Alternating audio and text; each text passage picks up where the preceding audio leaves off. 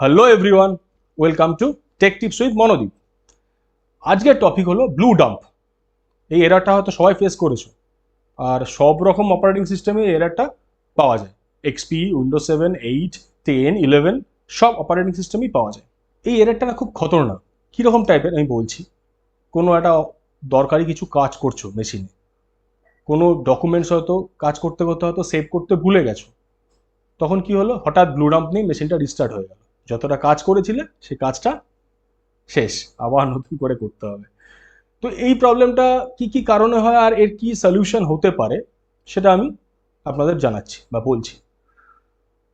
হয়তো আপনার অপারেটিং সিস্টেমে কোনো রেজিস্ট্রি ফাইল করাপ্ট হয়ে গেছে, বা আপনার কোনো সিস্টেম ফাইল করাপ্ট হয়ে গেছে, অথবা ভাইরাস অ্যাটাক করেছে, অ্যাটাক করে কোনো সিস্টেম ফাইল যে আপনার করাপ্ট করে দিয়েছে।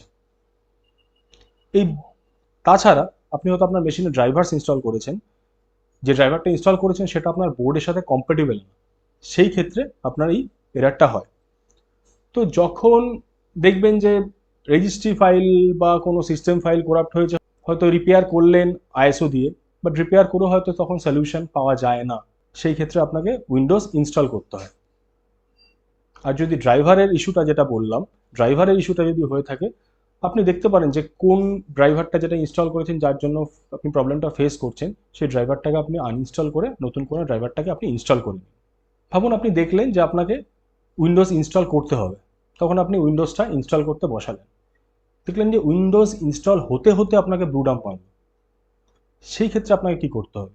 সেক্ষেত্রে আপনাকে কি করতে হবে, আপনার হার্ড ডিস্কটা আপনি খুলুন মেশিন থেকে, অন্য একটা মেশিনে আপনি হার্ড ডিস্কটা লাগান, লাগানোর পরে আপনি ওএসটা ইনস্টল করুন। সেই সময় যদি ওএস ইনস্টল করার সময় যদি ব্লু ডাম্প মেরে থাকে, সেক্ষেত্রে আপনার জানতে হবে আপনার হার্ড ডিস্কের কোনো ইস্যু আছে। আর যদি দেখছেন যে আপনার ওএসটা স্মুথলি ইনস্টল হয়ে গেছে, সেই ক্ষেত্রে আপনি হার্ড ডিস্কটা ওই মেশিনে ইনস্টল করে আপনি আপনার যে মেশিন আছে সেই মেশিনে লাগিয়ে নিন।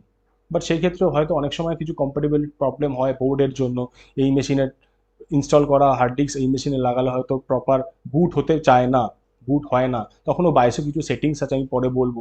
বায়োসে কিছু সেটিংস করলে আপনার কম্প্যাটিবল হয়ে আপনার ইনস্টল হয়ে যায়। কিন্তু উইন্ডোজ 10-11 ক্ষেত্রে প্রবলেম হয় না। উইন্ডোজ 10-11 ক্ষেত্রে আপনি যে কোনো বোর্ডে ওএস ইনস্টল করে আরেকটা বোর্ডে আপনি ইউজ করতে পারবেন সেই হার্ড ডিস্কটাকে। ঠিক আছে? তো সেই ক্ষেত্রে যখন আপনি দেখবেন যে আপনার অন্য মেশিনে ওএসটা স্মুথলি ইনস্টল হয়ে গেছে, তখন আপনাকে কি করতে হবে, দেখতে হবে আপনার মেশিনের হার্ডওয়্যার। ফার্স্ট দেখতে হবে র্যামটি খুলুন। হয়তো আপনার 3-4টে স্লটে 3-4টে র্যাম লাগানো আছে, র্যামটিকে খুলুন, ব্রাশ দিয়ে অথবা ইরেজার দিয়ে একটু ক্লিন করুন র্যামটিকে লাগান। হয়তো 3টে র্যামের মধ্যে আপনার হয়তো একটা র্যামে কোনো ইস্যু আছে, তার জন্য ব্লু ডাম্প হচ্ছে। তখন আপনি অল্টারনেট করে একটা র্যাম খুলে আরেকটা র্যাম ইনসার্ট করে আপনি ইউজ করে দেখুন যে কোন র্যামের জন্য পার্টিকুলার প্রবলেম হচ্ছে। একটা একটা করে র্যাম ইউজ করে দেখুন যে কোন র্যামের জন্য পার্টিকুলার প্রবলেম হচ্ছে। সেটা দেখার পর আপনাকে আরেকটা জিনিস দেখতে হবে, সেটা হলো র্যামের ফ্রিকোয়েন্সি, যেটাকে বলে এফএসবি। দেখুন যে ফ্রিকোয়েন্সি মিসম্যাচ করছে কিনা। অনেক সময় ফ্রিকোয়েন্সির জন্য কিন্তু আপনার ব্লু ডাম্প হয়ে থাকে। তো এটা হলো র্যামের প্রবলেম। হয়তো আপনি দেখলেন যে আপনার র্যামের প্রবলেম ছিল, আপনি র্যাম নতুন র্যাম কিনে লাগিয়ে নিলেন, ঠিক আছে, আপনি বলবেন যে র্যাম ঠিক আছে, র্যামের জন্য প্রবলেম ছিল, হয়ে গেল, ঠিক আছে।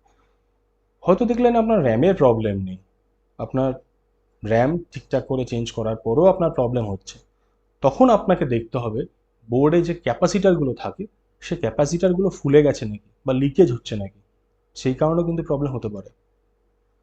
অথবা দেখতে হবে আপনার প্রসেসর হিট হচ্ছে নাকি, প্রসেসরের পেস্ট যেটা লাগানো থাকে সেই পেস্টটা কি কমে গেছে নাকি, সেগুলোকে আপনাকে চেক করতে হবে। তখন আপনাকে কোনো সামনে কোনো দোকান বা যারা আছেন, যারা ইঞ্জিনিয়ার আছেন, যারা কোর লেভেলের কাজ করে, তাদের কাছে গিয়ে আপনাকে বোর্ডটাকে দেখাতে হবে যে এই প্রবলেম আছে ক্যাপাসিটারে, রিপেয়ার করুন। যদি রিপেয়ারেবল হয় তাহলে রিপেয়ার করে নেবেন। আর প্রসেসরের ক্ষেত্রে আপনাকে চেক করে নিতে হবে পেস্ট লাগানোর পরে ঠিকঠাক হচ্ছে নাকি, নাহলে আপনাকে সামনাসামনি নিয়ারেস্ট কোনো কম্পিউটার শপে গিয়ে আপনাকে দেখাতে হবে। এই সব কটা রিজনসই আপনাকে বলা হলো। কিছু সফটওয়্যার এন্ডে হয় প্রবলেম, কিছু হার্ডওয়্যার এন্ডে প্রবলেম হয়।